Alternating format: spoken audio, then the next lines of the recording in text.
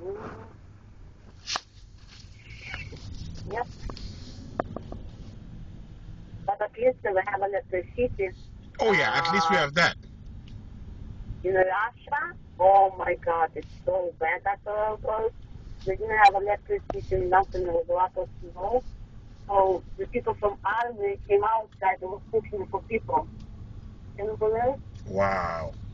Restaurants by the airport, they finished. All food finished.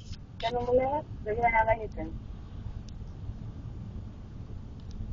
There's, in Russia even worse.